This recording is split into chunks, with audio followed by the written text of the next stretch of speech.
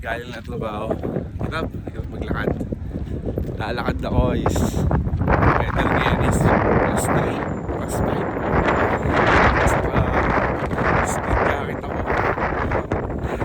Feels like I think feels like -1 o 0. Lamig. Pero buti na lang mataas ang araw kaya kinakaya pa. Dito ako sa sa mga retirement houses. Yan. Pag nagretiro ka na at mapera ka, malaki pension mo, dito ka titira. Grabe ka, ganda, di ba? Maganda ng bahay dyan. See?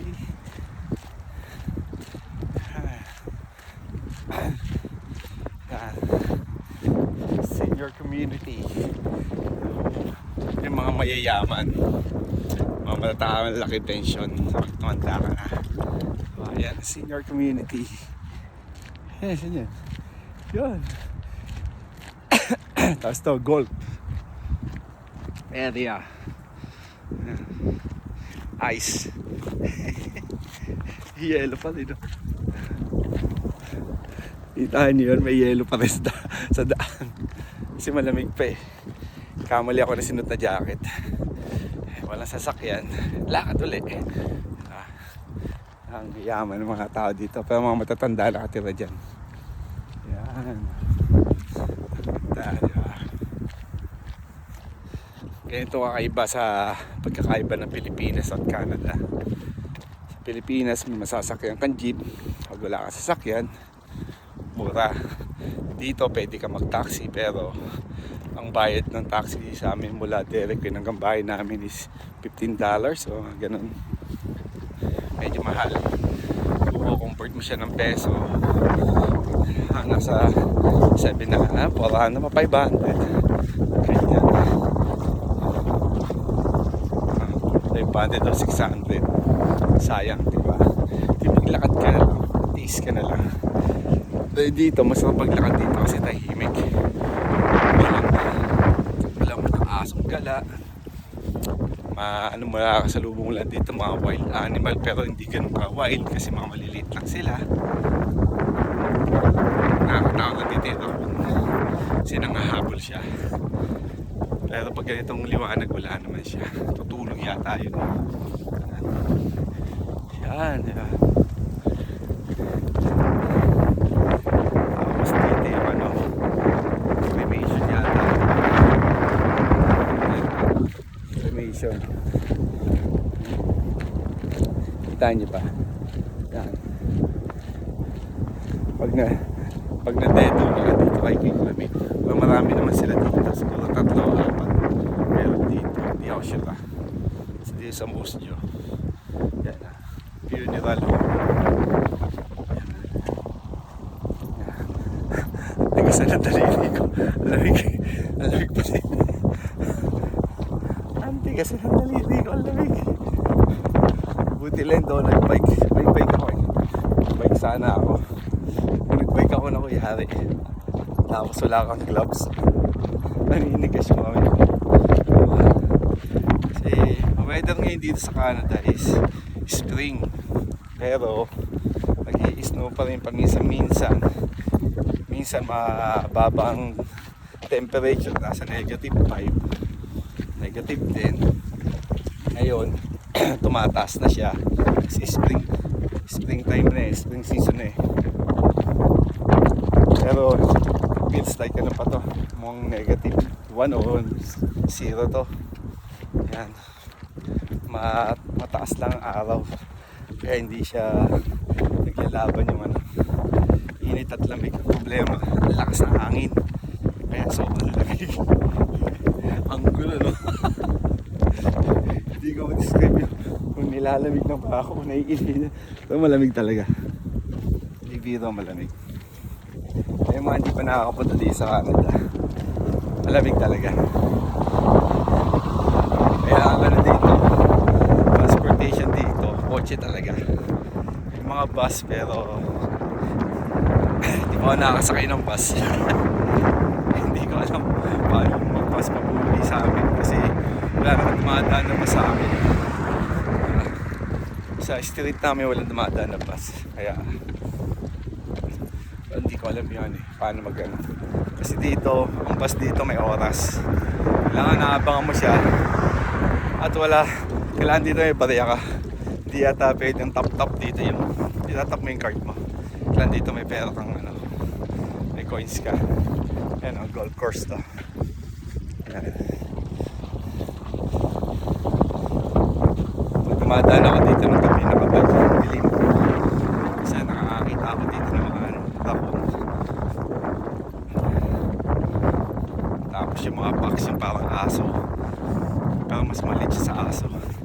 Nakikita ko siya dito. Layo ko pa. Siguro nakakaano na ako 15 minutes na lakad. Ang layo ko pa.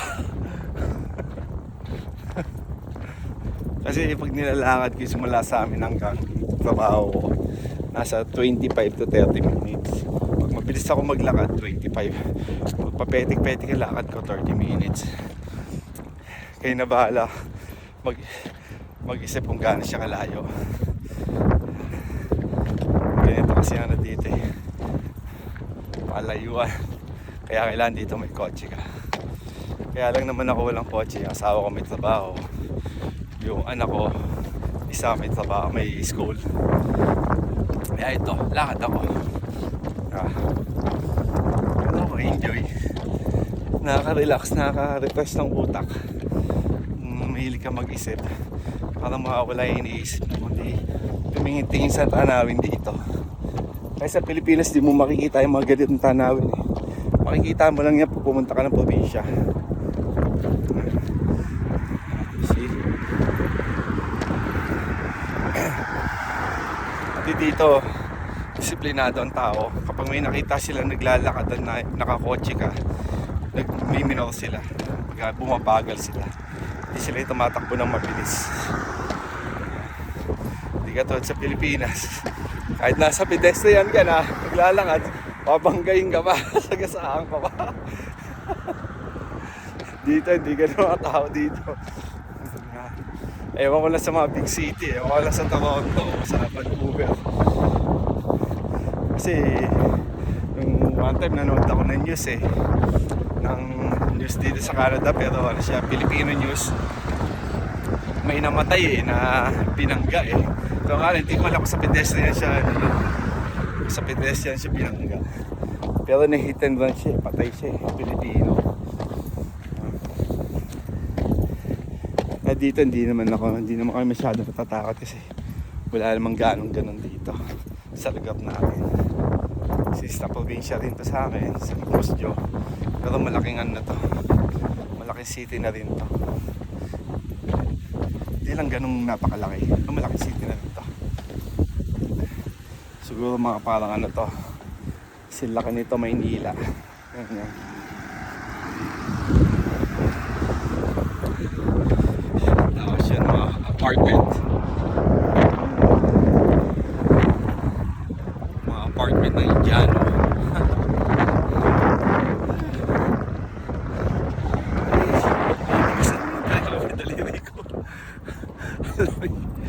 Golf course. Nakita niyo mga puti na yan, yellow pa yan. Yellow pa rin yan. Nagtutubig na siya, nagtutunaw na siya.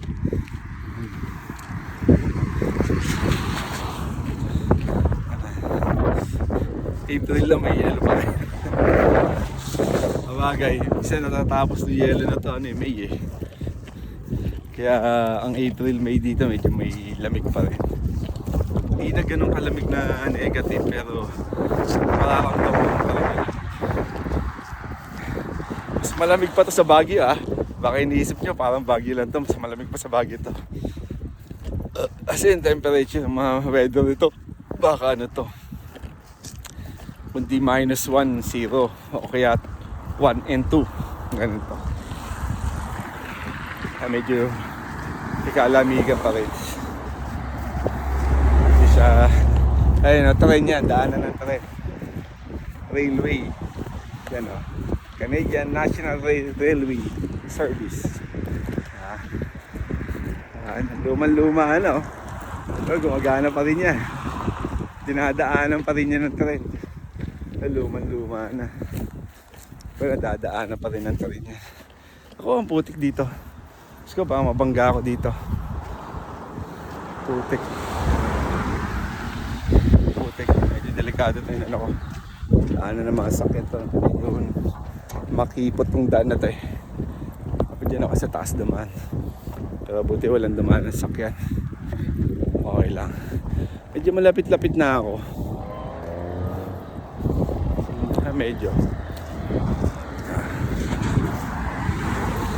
Medyo malapit lang. Ay, eskwelahan. Yan yung ano, building, apartment, eskwelahan. Doon sa dulo pa. Dadaanan ko. Good.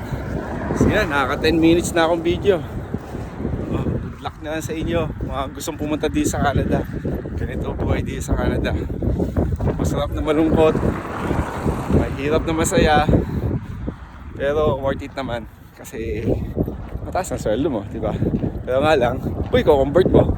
Pero ako dito mo nagagasin, maliit pa rin. Okay, see ya. Bye-bye.